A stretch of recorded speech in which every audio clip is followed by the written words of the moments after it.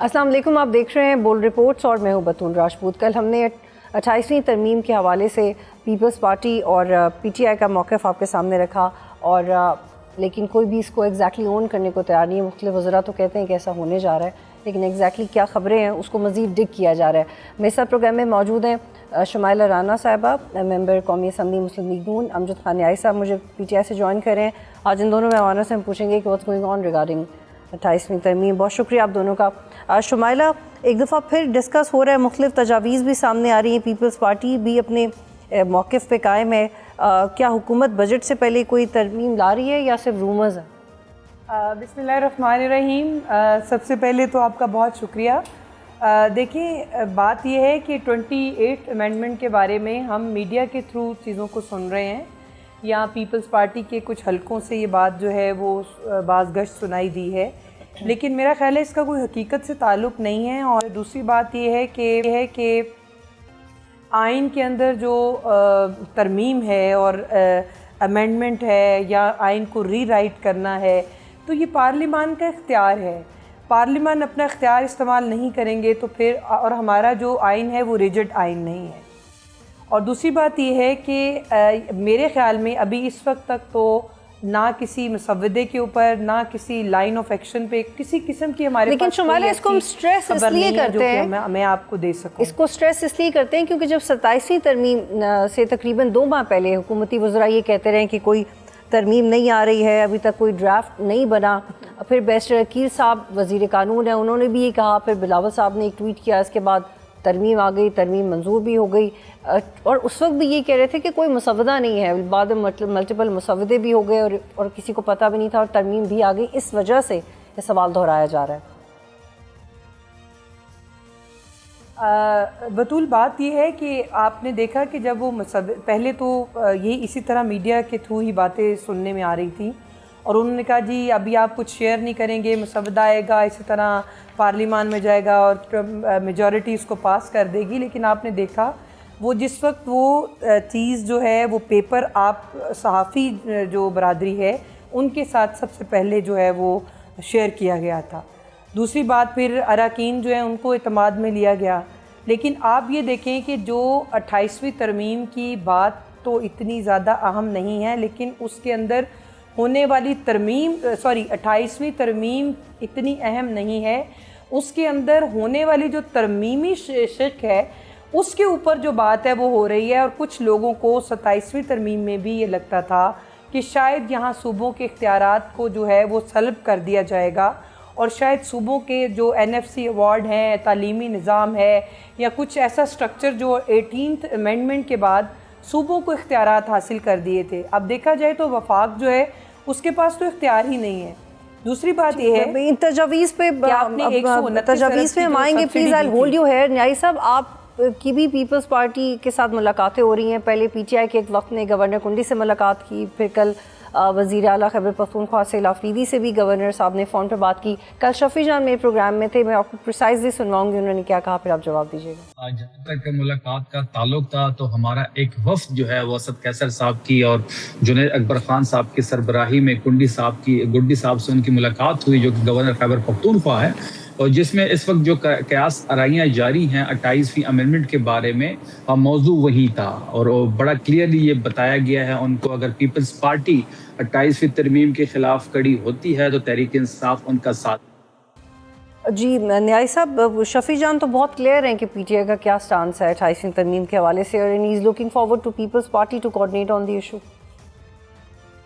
बतूल, बिल्कुल मैं एक बात आपको क्लियर करूं कि 28वीं तरमीम जब आएगी और उसके खदोखाल जब सामने आएंगे कि NFC अवार्ड के हवाले से क्या लेजिस्लेशन हो रही है, सूबों के हवाले से क्या लेजिस्लेशन है, या सूबों के इख्तियारात जो है वो दोबारा वापस किए जा रहे हैं वफाक को, इसके ऊपर है वो हमारी सेंट्रल लीडरशिप बैठेगी, देखेगी कि किस शिक के ऊपर हमारा क्या रिस्पांस होना है। देखिए, हर एक कानून को हम देखेंगे, जांचेंगे और उसके मुताबिक रद्द अमल देंगे। दूसरी बात यह है कि पीपल्स पार्टी को भी अपना स्टांस जो है वो क्लियर रखना पड़ेगा कि आया वो साथ हैं 28वीं तरमीम के या खिलाफ हैं। یہ ان کو کلیئر، یہ آدھا تیتر آدھا بٹیر والی کام نہیں چلے گا کہ وہ اپوزیشن میں بھی بیٹھیں اور گورنمنٹ کے بھی مزے لیں، یہ نہیں ہو سکتا. ایک سائیڈ ان کو اب لینی پڑے گی کہ کیونکہ اس میں واضح چیزیں سامنے آئیں گی کہ جو لیجسلیشن ہے جو آنے والا وقت ہے، کیونکہ کوئی بھی لیجسلیشن اس کے کوئی 1 سال کے یا 2 سال کے لیے تو نہیں آتی. لیجسلیشن کے لیے ایک اس کی لانگ ٹرم اس کے اثرات ہوتے ہیں. تو اس کے لیے ہم پوری اس کے اوپر کتھارسس کریں گے، ڈیبیٹ کریں گے، ہماری پولیٹیکل کمیٹی بیٹھے گی اس کے اوپر، تبھی ہم ریسپانس اس کو آپ کے واضح انداز میں پی ٹی آئی کی دے دیگر جماعتوں سے اتحاد کے حوالے سے پہلے بھی حکمت عملی کامیاب نہیں ہوئی، آپ لوگ مولانا کو کنونس نہیں کر پائے، اچکزئی صاحب بھی کچھ دنوں سے ناراض ہیں، پی ٹی آئی کے اندر کے اختلافات بھی ہیں، پھر آپ کے پاس کیا حکمت عملی ہوگی؟ کیونکہ پچھلی دفعہ بطول کوئی اختلاف نہیں ہے. پہلی بات یہ ہے کہ پاکستان تحریک انصاف عمران خان کے ایجنڈے پہ جو بالکل یا ان کی سرپرستی میں بالکل ایک یکجان ہے. جہاں طاقت کا مظاہرہ ہوتا ہے وہاں کوئی غلامی تو ہے نہیں کہ آواز کو دبایا جائے، بلکہ ہر ایک اپنا پوائنٹ آف ویو ہوتا ہے. اس پوائنٹ آف ویو کا مطلب یہ نہیں ہوتا کہ اختلافات ہیں. دوسری بات یہ ہے کہ ہر ایک جماعت جو ہے وہ اپنا پوائنٹ آف ویو رکھتی ہے لیجسلیشن کے حوالے سے. پاکستان تحریک انصاف جو ہے وہ اپنا ایک پوائنٹ آف ویو رکھتی ہے 26ویں ترمیم سے 27ویں ترمیم سے. اسی طریقے کے ساتھ ہر پارٹی کا ایک اپنا موقف ہوتا ہے اور اپنے مطلب وہ سمجھتی ہے کہ وہ اپنی نقطہ نظر سے وہ آگے کی طرف بڑھتی ہے. کیونکہ یہ جمہوریت ہے، کوئی جس میں کوئی وہ تو ہے نہیں کہ آپ نے گن پوائنٹ کے کسی کو قائل کرنا ہوتا ہے. ڈیبیٹ ہے، کتارسس ہے اور مل بیٹھنے کا نام ہے. ٹھیک. اور اس دفعہ بھی اگر آپ کی تجاویز کو نہیں مانا جاتا یا آپ زیادہ پریشر بلڈ اپ نہیں کر سکتے تو کوئی خاص مسئلہ نہیں. دیکھیں پہلے بھی ہم نے جو خدشات کا اظہار کیا تھا 26ویں 27ویں ترمیم کے حوالے سے، اس کے آپ کے اس کے اثرات جو ہے وہ آپ پورے آپ دیکھ رہے ہیں معاشرے کے اوپر. ٹھیک. شمیلہ صاحبہ، پیپلز پارٹی آپ سے ناراض ہے، ان کے بیانات سے بھی تاثر مل رہا ہے. چند صاحب کہہ رہے ہیں کہ ہمیں بلیک میل کرنے کے لیے نیب سرگرم ہوا ہے اور حالیہ ایران امریکہ مذاکرات میں بھی زرداری صاحب اسلام آباد سے واپس چلے گئے. آپ لوگ کیا مینٹلی پریپیئرڈ ہیں کہ ان وجوہات کی بنا پہ اتحاد ٹوٹ سکتا ہے؟ کیونکہ یہ پرسیپشن ہے. دیکھیں، پیپلز پارٹی اور مسلم لیگ نون جو ہیں وہ بڑی میچور جماعتیں ہیں اور انہوں نے جو سیاسی اور جمہوریت کی جو دھوپ چھاؤں ہیں وہ دیکھی ہوئی ہے. میرا نہیں خیال کہ دونوں جماعتیں جو ہیں کوئی ایسا ایکٹ کریں گی جس سے ایک دوسرے ہمارے اتحادی ناراض ہوں. ہاں، اگر کوئی ایسا عوام کی حق میں اگر کوئی ایسی چیز جو کوئی اتحادی یا کوئی حکومت یا کوئی بھی کر رہا ہے جو کہ عوام کے فیور میں نہیں ہے، اس کے لیے تو کوئی بھی سٹینڈس لے سکتا ہے. لیکن اگر آپ یہ سمجھیں کہ کسی کی ذاتی خواہش، ذاتی مفاد اور اس کے اوپر اگر بات ہو تو ان چیزوں کو میرا خیال ہے کہ یہ ایک افواہ ہی ہوتی ہے، حقیقت سے اس کا کوئی تعلق نہیں ہوتا. جیسے آپ نے پہلے دیکھا کہ پیپلز پارٹی کا اور مسلم لیگ نون کا جو اتحاد ہے اس کو توڑوانے کے لیے بہت سی جو ہے وہ کاوشیں کی گئیں. اور سم ٹائم یہ ہوتا ہے کہ یہ جمہوریت ہے، یہ جمہوری نظام ہے، اس میں اگر آپ کو کسی کے ایکٹ سے اختلاف ہے تو آپ اس کو اختلاف رائے کو کر سکتے ہیں اور اختلاف رائے کی اہمیت کو ہم قبول کرتے ہیں. ہم اگر ان کو جیسے دیکھیں، پہلے انہوں نے اعتراض کیا جب سیلاب آیا تو انہوں نے کہا کہ جو سیلاب زدگان ہیں ان لوگوں کو، جو وکٹمز ہیں، ان کو پیمنٹ جو ہے وہ آپ بے نظیر انکم سپورٹ سے کریں. ہمیں وہ منظور نہیں تھا. ہم نے اس پہ جو ہے وہ اپنا سٹینڈ لیا. ہم نے کہا نہیں جی اس طرح نہیں ہوگا. ہم جو بے نظیر انکم سپورٹ کی جو رقم ہے وہ 10 سے 15 ہزار روپے کی مد میں آپ لوگوں کو ہیلپ کرتے ہیں اور ہم نے لوگوں کو زیادہ ہیلپ آؤٹ کرنا ہے تاکہ وہ اپنا ری بلڈ اور ریہیبلیٹیشن کی طرف چلے جائے. اسی طرح پھر آگے 27th امینڈمنٹ میں انہوں نے پھر وہ NFC کی بات کی. تو میرا خیال ہے یہ بھی افواہ تھی، اس کا بھی حقیقت سے کوئی تعلق نہیں تھا. لیکن کیا آپ کی اپنی پارٹی کے اندر یہ ڈسکس ہوتا ہے کہ صوبوں کا حصہ کم کیا جائے؟ کیونکہ یہی شمالہ یہی ریزرویشن ہے نا پی ٹی آئی کی اور پیپلز پارٹی کی کہ صوبوں کا حصہ، اور وہ تو ایکسپیکٹ کرتے ہیں کہ آپ زیادہ بڑھائیں. دیکھیں میں ایز اے پاکستانی پہلے تو اس کے اوپر بات کروں گی. دیکھیں آپ جب یکساں معیار نظام جو تعلیم ہے اگر اس کی بات کرتی ہیں تو پھر آپ کو یہ اختیار صوبوں سے وفاق کو دینا پڑے گا. اور جب آپ کا وفاق جو ہے وہی کنگال اور خالی ہو جائے تو اس کے بعد پھر آپ ساری پاور، سارے اختیارات، ٹھیک ہے شمائلہ، یہ بہت اہم پوائنٹ ہے اور یہ ویلڈ پوائنٹ بھی ہے، اس پہ ڈیبیٹ ہو سکتی ہے. مجھے ایک سوال کرنے کا، آپ بالکل صحیح کہہ رہے ہیں. وفاق کے ہاتھ خالی کر دیں تو میرا خیال ہے کہ اس میں صوبوں کو تھوڑا سا اس کے اوپر سوچنا چاہیے کہ یہ انا کا مسئلہ نہیں ہے، یہ انا کی جنگ نہیں ہے. لیکن شمائلہ صاحب ایک سوال لے لیجیے گا. آپ کو میں نے بات بتائی، آپ کو سمجھ آ گئی. مجھے اس لیے سمجھ آ گئی کیونکہ آپ نے کہا کہ اس پہ ڈیبیٹ ہونی چاہیے، اور ہیلتھ اور ایجوکیشن سے اگر فیڈرل گورنمنٹ مطمئن نہیں ہے تو بالکل اس کے اوپر ریوزٹ کیا جا سکتا ہے کسی ترمیم کی صورت میں، لیجسلیشن کی صورت میں. لیکن یہاں پہ پوائنٹ یہ کہ پیپلز پارٹی تو پورا اختیار لیتی ہے 18ویں ترمیم آنے کا، وہ سائٹ ٹرانسفر کا، وہ کبھی نہیں وہ پولیٹیکل کریڈٹ واپس نہیں لینا چاہیں گے. How would you deal with that? اور ایک اور سوال کہ جب 18ویں ترمیم آنی تھی تو ترمیم کا مسودہ تیار کرنے کے لیے جون میں میاں رضا ربانی نے 2009 میں پارلیمانی ارکان پر مشتمل تمام جماعتوں کے 27 رکنی کمیٹی بھی بنائی تھی. تقریباً 10 ماہ تک 77 طویل اجلاس ہوئے تھے، ڈیلیبریشنز ہوئی تھی، ایک شپ پہ کئی گھنٹے دنوں بات ہوئی تھی، پھر جا کے ترمیم منظور ہوئی تھی. آپ اس ایٹ لیسٹ تاثر کو تو جی میں 18ویں ترمیم کی بات کر رہی ہوں، تو آپ اس تاثر کو تو زائل کریں that you are speaking to other political parties, کیونکہ وہ بھی ایک شک میں ہے اور آپ لوگ بھی انش ہو رہے ہیں کہ ایگزیکٹلی آپ انہیں کانفیڈنس میں کیسے لیں گے. دیکھیے بات یہ ہے کہ جب بھی جماعتوں کے اندر اختلاف ہوتا ہے یا اختلاف رائے ہوتی ہے تو آپ ان کے ساتھ اب بیٹھ کر ٹیبل ٹاک کے ساتھ، گفت و شنید کے ساتھ، مذاکرات کے ساتھ آپ اپنی بات کو جو ہے اپنا مقدمہ لڑ سکتے ہیں.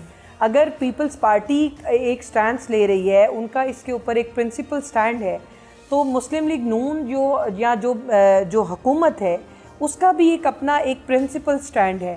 اب یہ دیکھنا ہے کہ دونوں جماعتیں جب بیٹھیں گی اور بڑے ہمارے بیٹھیں گے اور اس کے اوپر ڈیبیٹ ہوگی اور پولیٹیکل چیزوں کا جو حل ہوتا ہے وہ ایک ٹیبل ٹاک ہے اور نیگوسیشن ہے اور مذاکرات ہے. میں یہاں پہ یہ کہوں گی کہ ابھی جو تحریک انصاف ہیں ان کے بھی جو مسائل ہیں اس کا بھی حل ایک پولیٹیکل راؤنڈ ٹیبل ہے، لیکن یہ لوگ سمجھ نہیں رہے. خیر میں اس طرف نہیں جا رہی، میں آپ کے سوال کی طرف ہی رہ رہی ہوں. تو آپ نے دیکھا کہ ان کا بھی کوئی اس طرح سے حل جو ہے کوئی لیکن شمائلہ صاحبہ میں اسی طرف جا رہی ہوں، میں اسی طرف جانے والی ہوں. کوئی جی I'll please hold you here. امجد نیائی صاحب، پھر میں نے آپ کو پہلے ہی سوال ڈال دیا. جی امجد نیائی صاحب، شمائلہ صاحبہ کہتی تھی کہ وہ اس طرف نہیں جانا چاہتی، لیکن میں اسی طرف جا رہی ہوں اور مجھے لگتا ہے کہ یہ فی الحال یہ بات کرنا ضروری ہے. اچکزئی صاحب نے عمران خان سے ملاقات کے لیے 3 دن کا وقت دیا. اگر یہ ملاقات نہیں ہوتی تو پھر آپ کیا کریں گے؟ کیونکہ پی ٹی آئی رہنما کہہ رہے ہیں کہ مختلف آپشنز پہ غور ہو رہا ہے. وہ آپشنز کیا ہیں اور کیا جو ابھی شمائلہ صاحبہ نے ریکمینڈ کیا ہے کہ talks could be one of the options, تو کیا یہ ہے؟ پہلی بات ہے کہ کوئی بھی آپشن جو ہے نا قانون اور آئین سے باہر نہیں ہوگا، کیونکہ ہم بالکل مکالمے پہ یقین رکھتے ہیں، تقریر پہ، تحریر پہ، اور پرامن احتجاج جو ہے وہ ہمارا قانونی حق ہے کانسٹیٹیوشن آف پاکستان کے مطابق. تو آپ کو آنے والے دنوں میں تھوڑے ٹائم رہ گیا، آپ کو نظر آ جائے گا کہ ہمارا کیا سٹانس ہے اور ہم کس طرف یا کیا کرنے والے ہیں. اب تو پریسائزلی بتائیے گا کہ آپ اسٹیبلشمنٹ سے راستے استوار کریں گے، اپنی کسی ڈیمانڈ سے بیک فٹ پہ جائیں گے یا مزید احتجاجی تحریک کو آگے بڑھائیں گے؟ اس میں بطول میری بات سنیں نا، ہمیشہ 2 طریقے ہوتے ہیں. ایک طریقہ ہوتا ہے کہ آپ جس کے لیے خان صاحب نے علامہ ناصر صاحب اور محمود اچکزئی صاحب کی صورت میں ہم نے کمیٹی بنا دی ہے. گورنمنٹ اگر آگے بڑھنے پہ یقین رکھتی ہے اور ملک کے اندر سٹیبلٹی لانا چاہتی ہے، پولیٹیکل سٹیبلٹی لانا چاہتی ہے، اپنی اکانومی کو بہتر کرنا چاہتی ہے، اگر سنجیدہ ہے، سیکورٹی کے معاملات ہیں جیسے آپ کے بلوچستان میں ہے، کے پی میں ہے، تو وہ ان سے رابطہ کر سکتے ہیں، ان کو کھلا اختیار ہے. دوسری طرف دیکھیں، میں نے پہلے بھی کہا کہ کانسٹیٹیوشن آف پاکستان کے مطابق کسی بھی پولیٹیکل پارٹی کا یہ حق ہے کہ وہ پرامن تحریک چلا سکتی ہے، چاہے وہ تقریر کے ذریعے ہو، تحریر کے ذریعے ہو، یا وہ کسی بھی صورت میں ہو، تو اس کے لیے ماسس کے پاس جایا جاتا ہے. تو یقیناً یہ آپشن موجود ہے ہمارے پاس. ٹھیک ہے، اور آپ کو امید ہے کہ اس سے پھر عمران خان باہر نکل آئیں گے جو آپ نے پلاننگ کی ہے؟ ہماری دیکھیں، ہماری جد و جہد اس پاکستان کی جمہوریت کے لیے ہے इस रूल ऑफ लॉ के लिए है, पाकिस्तान के लिए, पाकिस्तान की इकोनॉमी के लिए, पाकिस्तान की सिक्योरिटी के लिए, नौजवानों के लिए, किसान के लिए, मजदूर के लिए।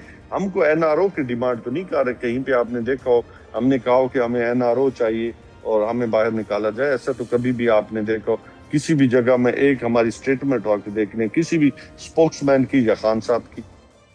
ठीक, शुमैला साहब मुलाकातें क्यों बंद हैं? क्योंकि पहले गवर्नमेंट कहती थी कि बहनें बयानात देना छोड़ दें, कियोटिक सिचुएशन से थोड़ा हट के मामलात हों तो फिर चीज़ें बेहतर हो सकती हैं। कल बैरिस्टर गौहर ने कहा है कि बहनों ने यकीन दिलाई है कि कोई बयानात नहीं दिए जाएंगे, तो इसके बावजूद मुलाकातें बंद हैं या आप करवाएंगे?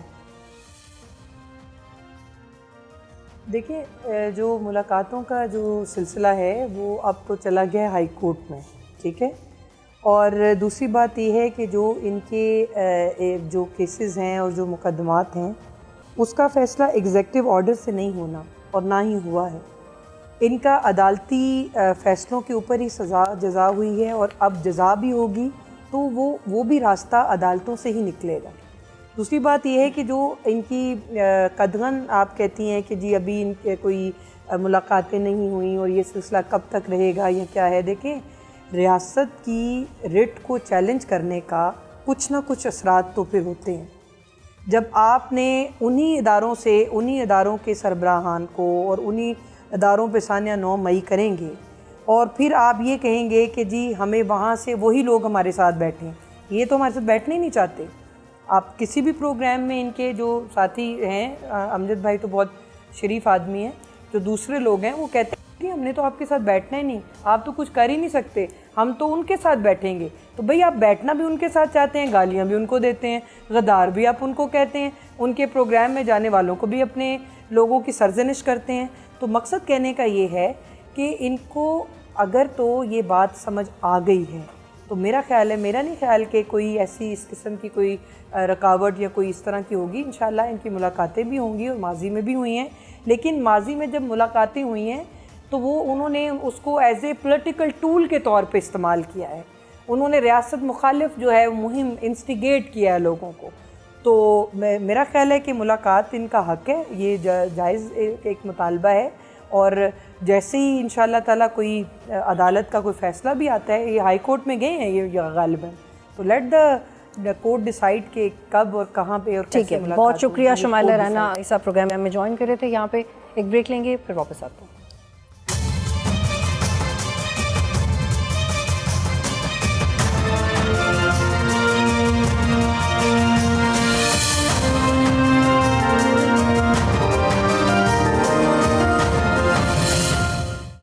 अब बात करेंगे अनमोल पिंकी केस की। अनमोल पिंकी केस ने हमेशा की तरह कराची पुलिस की तफ्तीश पे सवालात उठा दिए हैं। मनशियात डीलर अनमोल उर्फ पिंकी को अदालत में पेश दिया गया, जहां मुल्जिमा ने अपने बयान में अदालत को अहम बातें बताईं। दौरान समाअत मुल्जिमा ने अपने बयान में अदालत को बताया कि मुझे मारा गया, मुझ पर झूठे मुकदमात बनाए गए, मेरे साथ जुल्म हुआ। मुल्जिमा ने अदालत को इस्तफसार करने पे बताया कि मेरा नाम अनमोल है, मुझे 20 दिन से उठाया हुआ है, मुझ पे बोरी भर के मनशियात डाली गई, 6 आदमी मुझे गाड़ी में डाल के ले आए, 15 दिन बाद मुझे पुलिस के हवाले किया गया, मुझ पर ज़ोर ज़बरदस्ती से लोगों के नाम कहलवाए जा रहे हैं। अदालत में बयान देते हुए अनमोल उर्फ पिंकी ने बताया कि मुझसे कहा जा रहा है कि जो हम नाम बता रहे हैं इन सब का नाम लिया जाए। मुल्जिमा ने बताया कि पुलिस इन पर दबाव डाल रही है कि सब कुछ कबूल करें वरना आपकी फैमिली को उठा लिया जाएगा। इस तरह बनी गाला के एक बंदे का नाम लिया जा रहा है, कहा जा रहा है कि इसका नाम भी लिया जाए। अनमोल पिंकी के मुताबिक जिस घर से इसकी गिरफ्तारी की गई वो घर भी उसका नहीं है। कराची पुलिस की FIR, पुलिस अफसरान के बयानात और अनमोल पिंकी के बयानात में वाज़ेह तज़ाद मौजूद है। सवाल उठ रहे हैं कि एक ओपन एंड शट केस को क्यों उलझाया जा रहा है, जब केस के वाज़ेह सबूत मौजूद हैं, पूरा ड्रग नेटवर्क मौजूद है, मुल्जिमा की ऑडियो रिकॉर्डिंग्स मौजूद हैं। कराची पुलिस के चीफ इन्वेस्ट के हवाले से भी बहुत कॉन्फिडेंट नज़र आते हैं, फिर कारकर्दगी पे सवालात उठाए क्यों जा रहे हैं। पुलिस चीफ ने मज़ीद बताया कि इस नेटवर्क में अफ्रीका के लोग भी मौजूद हैं, मुलविस हो सकते हैं, जो पाकिस्तान में एक ड्रग कार्टेल चला रहे थे। इन इंकशाफात के बाद हमारे कानून नाफिज करने वाले इदारों की कारकर्दगी पे भी सवालात उठ रहे हैं, क्योंकि अब मुल्जिमा के खिलाफ 2019 से लेके 2024 तक के 4 मुकदमात हैं। لیکن چاروں مقدمات میں نہ تو کبھی گرفتاری ہوئی، نہ ہی چارج شیٹ کیا گیا، اور نہ ہی عدالت نے کبھی ملزمہ کو اشتہاری قرار دیا، کیونکہ ایسا لگ رہا تھا کہ اس کو پروٹیکٹ کیا جا رہا ہے۔ کون انمول پنکی کو پروٹیکٹ کر رہا تھا؟ اتنے سال سے اتنے بڑے پیمانے پہ ڈرگز بیچنے کے باوجود کیوں پنکی کو گرفتار نہیں کیا گیا؟ پنکی کے ساتھ مزید کون لوگ اس کام میں ملوث ہیں؟ اور اگر ملزمہ کو لاہور سے پکڑا گیا تو کراچی پولیس نے کراچی کے ایک فلیٹ سے گرفتاری کا ڈرامہ کیوں کیا؟ پنکی کے کسٹمرز کون سے بااثر شخصیات ہو سکتی ہیں؟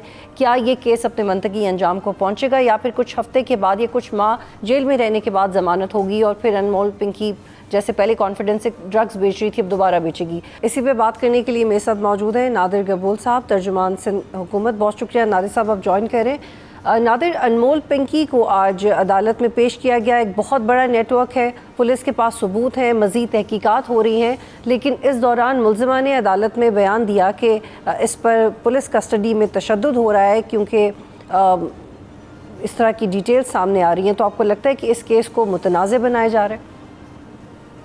جی بالکل، اس طرح کے جتنے بھی کیسز ہوتے ہیں ان میں جو ملزم ہوتا ہے اس کی طرف سے تو پوری کوشش ہوتی ہے کہ پولیس یا جو ایک جوڈیشل پروسیس ہے اس کو متنازع بنانے کی کوشش کی جائے، تو وہ تو اس طرح کی الزامات ظاہر سی باتیں لگائے گی، بٹ مجھے پورا یقین ہے کیونکہ یہ کیس میڈیا میں اتنا ہائی لائٹڈ ہو چکا ہے، تو نہ پولیس نہ جو دیگر جو جوڈیشل سسٹم کے جتنے بھی لنکس ہیں وہ آئی ڈونٹ تھنک افورڈ کریں گے کہ کسی بھی طرح سے اس پروسیس کو متنازع بنائیں، کیونکہ ان سب کے لیے جس طرح سے سندھ گورنمنٹ نے آلریڈی بولا ہے کہ یہ ایک ٹیسٹ کیس بن چکا ہے۔ لیکن Nadir, I am sorry to cut you, یہ تو سیریس ایلیگیشن ہے اور بالکل وہ ایسا کر سکتی ہیں کہ اس کو متنازع بنایا جائے، لیکن اس کی تحقیقات ہونی چاہیے اگر وہ ایسا کہہ رہی ہیں۔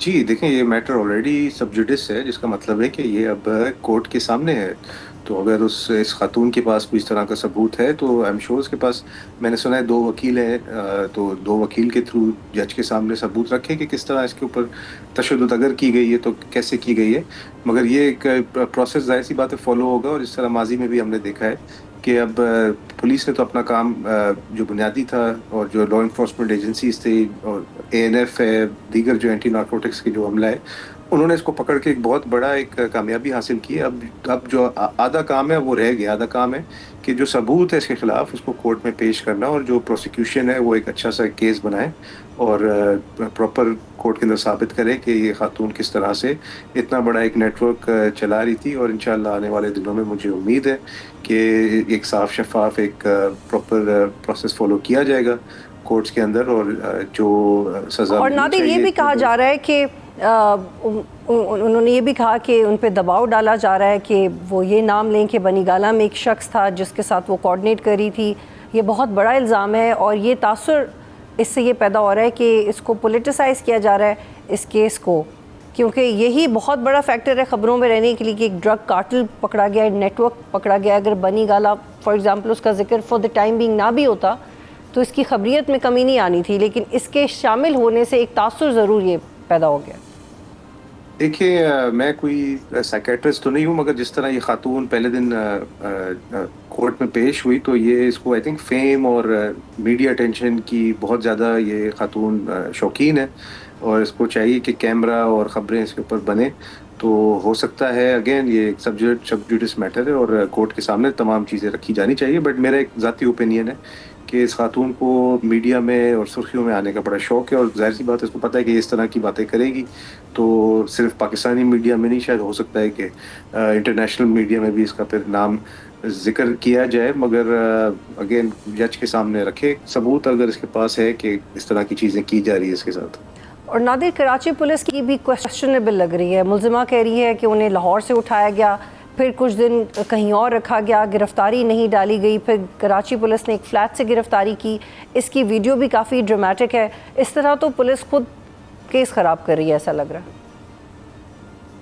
نہیں دیکھیں، صرف پولیس نے اکیلے تو اس کو نہیں پکڑا ہوگا نا، میرا عرض یہ ہے کہ اس میں ANF انٹیلیجنس کے ادارے ایک جوائنٹ ایفرٹ ہوتی ہے، یہ پولیس تو آخری ایک انسٹیٹیوشن ہوتا ہے جو جا کے باقاعدہ گرفتاری لیتی ہے، مگر یہ ایک جوائنٹ ایفرٹ تھی، اور اس میں آئی تھنک تمام جو ایجنسیز ہیں اس کو اپریشیٹ کرنا چاہیے، کیونکہ ایک خاتون جو اتنے سالوں سے ہمارے نوجوانوں کو، ہمارے یوتھ کو زہر بیچ رہی تھی، پورے ایک نسل تباہ کر رہی تھی ہماری، تو اس کو پکڑنا ایک بہت بڑی کامیابی ہے، اور میڈیا اور جو سویلین سوسائٹی ہے سب کو چاہیے کہ کم از کم یہ اپریشیٹ کرے کہ فی الحال تو ایٹ لیسٹ ایک کامیابی حاصل کر لی، اور دوسری کامیابی تب حاصل ہوگی جب ایک پراپر جوڈیشل پروسیس کے بعد اس کو سزا دی جائے گی اور اس کے نیٹ ورک کو کمپلیٹلی ختم کیا جائے گا ونس اینڈ فار آل. اور اس کے ساتھ ساتھ اور بھی جو ظاہر سی بات ہے یہ پاکستان میں اکیلی تو نہیں ہوگی جو اس طرح کے کام میں ہوگی، اور بھی ایم شور ہوں گے، تو ان سب کو انشاءاللہ پکڑے جائے گا. نادر، چونکہ آپ یہ کہہ رہے ہیں کہ آپ یہ سمجھتے ہیں کہ آنے والے دنوں میں جو ثبوت اب تک انٹیلیجنس ایجنسیز یا پولیس کے پاس ہیں یا جو ٹیم اپ کیا گیا،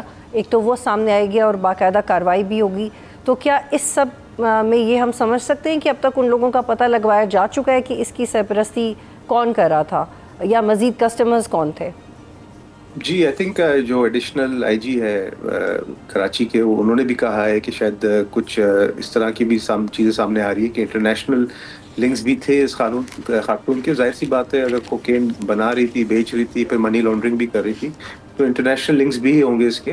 آنے والے دنوں میں یہ ساری چیزیں ساری انفولڈ ہوں گی. ہو سکتا ہے اس کے انٹرنیشنل کوئی پارٹنرز بھی ہوں، انٹرنیشنل کوئی ہینڈلرز بھی ہوں، اور بھی لوگ ہوں اس کے پیچھے، کیونکہ ظاہر سی بات ہے اتنا بڑا ایک نیٹ ورک چلانے کے لیے صرف یہ اکیلی خاتون اور اس کے 3-4 جو ابھی تک جو باتیں آ رہی ہیں کہ 2 بھائی تھے اور کچھ خواتین اور اس کے ساتھ کام کری تھی، صرف وہ تو نہیں ہوں گے، اور بھی لوگ ہوں گے اس کے پیچھے. تو وہ سارے آنے والے دنوں میں وہ ساری چیزیں سامنے آ جائیں گی. ہمارا فوکس یہی ہے، جس طرح فریال ٹھاکر صاحبہ نے جو ہوم کی قائمہ کمیٹی ہے سندھ اسمبلی کے اندر، اس میں سختی سے ہدایات دیے تھے آئی جی صاحب کو، اور ایک کلیئر میسج دیا تھا کہ کوئی بھی اگر شخص ڈرگس کے اندر انوالو پایا جاتا ہے، بے شک وہ کوئی پاورفل شخص اپنے آپ کو سمجھے، کوئی سیاستدان ہو، کوئی بہت بڑا کوئی بزنس مین ہو، یا کسی اور ادارے کا کوئی بڑا کوئی افسر یا اہلکار ہو، تو کسی کو بھی نہیں چھوڑا جائے گا، کیونکہ ہم نے اپنی یوتھ کو بچانا ہے، آنے والی نسلوں کو بچانا ہے، اور پاکستان کو انشاءاللہ. نادر، اس میں تو کوئی دو رائے نہیں ہے، اور سبھی اس کاز میں آپ کو سپورٹ کر رہے ہیں، اور وہ جس سپورٹ کا آپ نے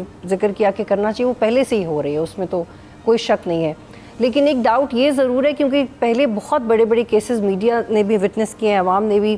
ناظم جوکیو قتل کیس ہمارے سامنے ہے، شاہزیب قتل کیس ہمارے سامنے ہے، عزیر بلوچ کے کیسز ہوں، نتیجہ خیز ثابت نہیں ہوتے. کون میک شور کرے گا کہ یہ منطقی انجام پہ بھی پہنچیں، ان کو بھی سزا ہو، ان کی ٹیم کو بھی سزا ہو، جو ان کے امیر کلائنٹس ہیں ان کو بھی سزا ہو، اور ایک مکمل طور پہ ہم اس کا خاتمہ دیکھ سکیں؟ دیکھیں، گورنمنٹ کا جو بنیادی رول ہے وہ یہ ہے کہ کسی بھی طرح سے کوئی ایسے کیس کے اوپر یا جوڈیشل پروسیس کے اوپر اثر انداز نہ ہو، کوئی پولیٹیکل پریشر نہ ہو، کوئی ادارے کا پریشر نہ ہو، اور جتنے بھی ادارے ہیں وہ فریلی اپنا کام کریں. مگر انفارچونیٹلی اکثر رعایت جو ملتی ہے وہ جوڈیشل پروسیس کے اندر سے مل جاتی ہے، جو ہمارا جوڈیشل سسٹم ہوتا ہے وہ رعایت دے دیتا ہے. انفارچونیٹلی اس وقت ہم یہی کوشش کریں گے کہ اس کو ایک ٹیسٹ کیس کے طور پہ، کیونکہ ہم نے آلریڈی اناؤنس کیا کہ ڈیل کر رہے ہیں، تو اس کو منطقی انجام تک پہنچائے، اور کوئی ادارہ یا کوئی شخصیت اس کیس کے اوپر یا اس پروسیس کے اوپر اثر انداز نہیں ہونے دیں گے ہم. بہت شکریہ نادر گبول، گورنمنٹ پروگرام میں جوائن کر رہے تھے. ایک بریک لیتے ہیں پھر واپس آئیں گے.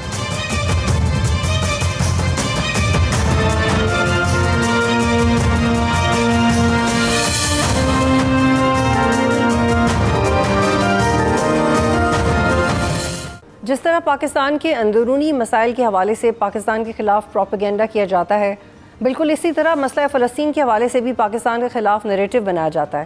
بھارتی اور اسرائیلی لابیز اس میں پیش ہوتی ہیں، لیکن پاکستان کا مسئلہ فلسطین پر موقف ہمیشہ عالمی قوانین، انصاف اور اقوام متحدہ کی سلامتی کونسل کی قراردادوں کے اصولوں کے مطابق رہا ہے.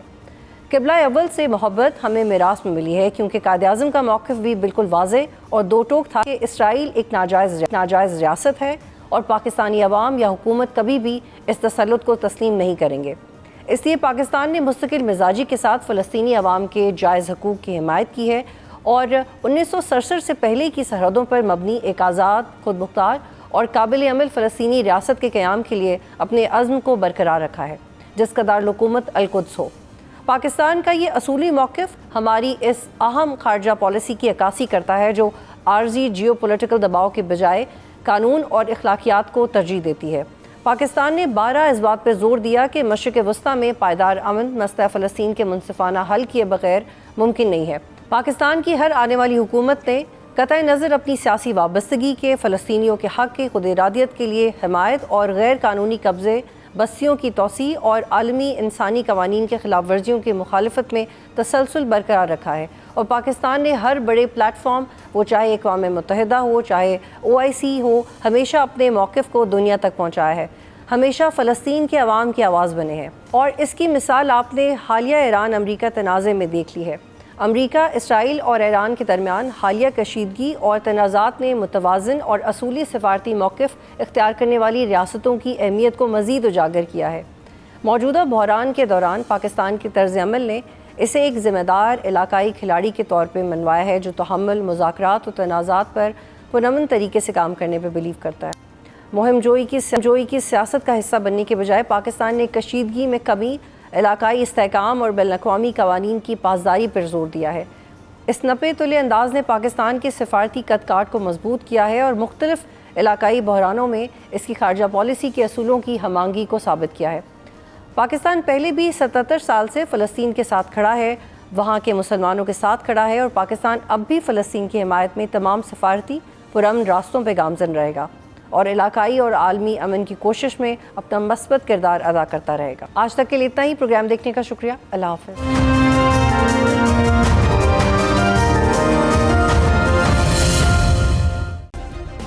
سبسکرائب کریں اور بیل دبائیں تاکہ کوئی خبر رہ نہ جائے۔